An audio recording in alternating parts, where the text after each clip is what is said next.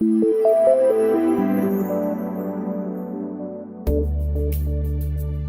you're watching Addleshaw Goddard's Employment Channel on the 22nd of September 2011.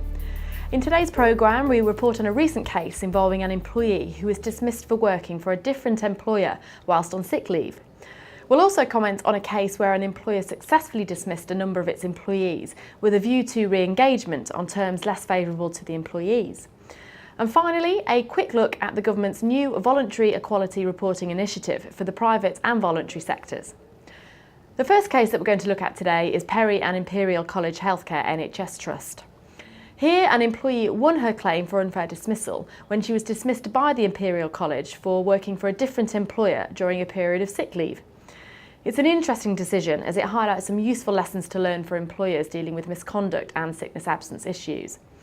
Here, Miss Perry worked for two different employers on a part-time basis, the Imperial College Healthcare and Ealing Primary Care Trust.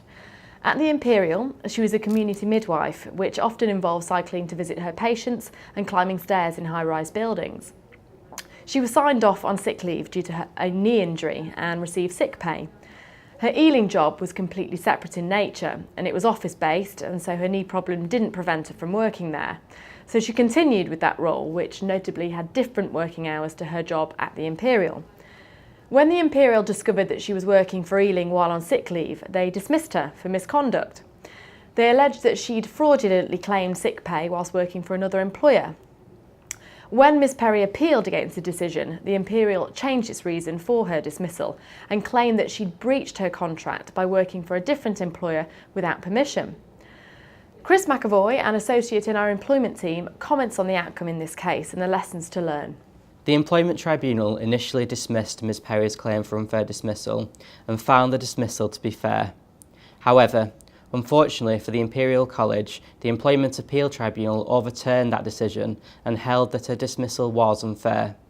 It held that the Imperial's original decision to dismiss for fraud was misconceived on the basis that an employee is perfectly entitled to claim sick pay while medically unfit for one job and work for another employer for which they are fit. Also, the fact that Ms Perry wasn't being paid twice for the same hours was key to the outcome. There was no overlap in the hours she was working for Ealing and the hours she was receiving sick pay from Imperial. If this had been the case, the outcome may well have been different. The EAT also didn't accept the Imperial's second reason for dismissal, that Ms Perry had breached her contract by not informing the Imperial that she was working for a different employer during her sick leave.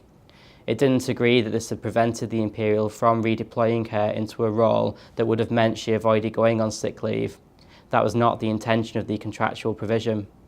Rather, it felt that in changing its reasoning, the Imperial was merely trying to salvage what had plainly been an initially misconceived decision to dismiss.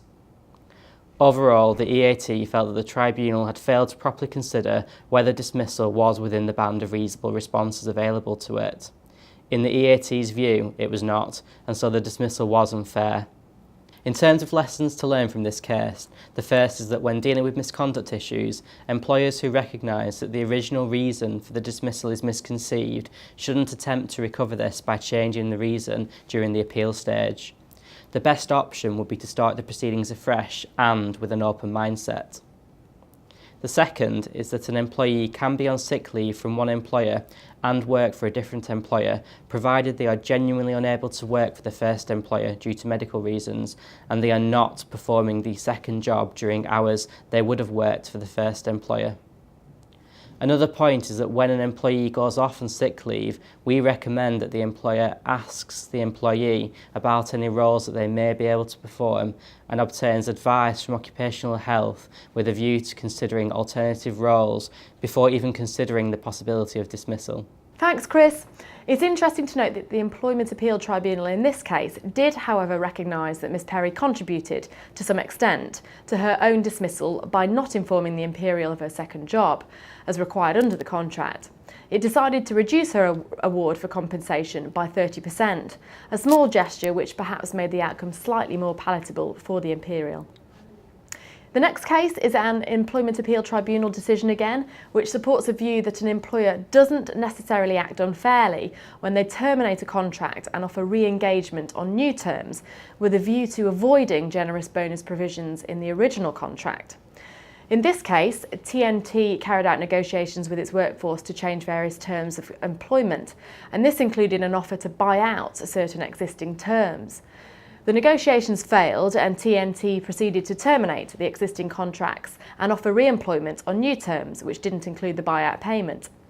Somewhat surprisingly, the tribunal found that the employer had acted fairly in dismissing the employees for some other substantial reason, and the EAT supported this decision, confirming that the tribunal had been right to focus on the reasonableness of the employer's decision, whilst all the time balancing the advantages to the business with the effect on the employees. It was highly relevant to the outcome that TNT's business was feeling acute financial pressure caused by the recession, and the long-term viability of the business was at risk if cost-cutting exercises weren't introduced. Of course, this case, like many cases in this area, is fairly fact-specific, and employers should be careful not to apply a one-size-fits-all approach when trying to justify dismissals for some other substantial reason.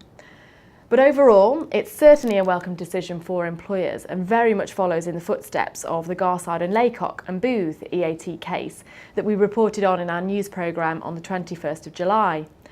Here, an employer in a similar dire financial position was found to have fairly dismissed a number of its employees for refusing to accept pay cuts.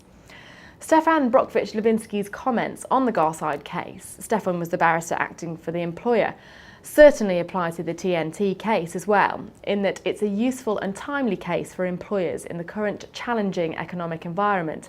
It shows that, at least in this area, the law is keeping a pace with employers' needs to make what are sometimes tough decisions.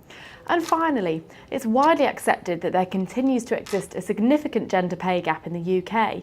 For example, women who work full-time in the public sector are being paid on average 10% less than men, with that figure rising to 19.8% in the private sector.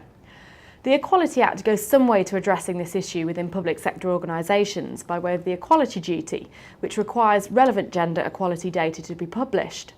However, until now, the private and voluntary sectors have escaped an equivalent duty. But last week, the Government's Equalities Office launched a voluntary equality reporting initiative to improve transparency on gender equality issues in both the private and voluntary sector.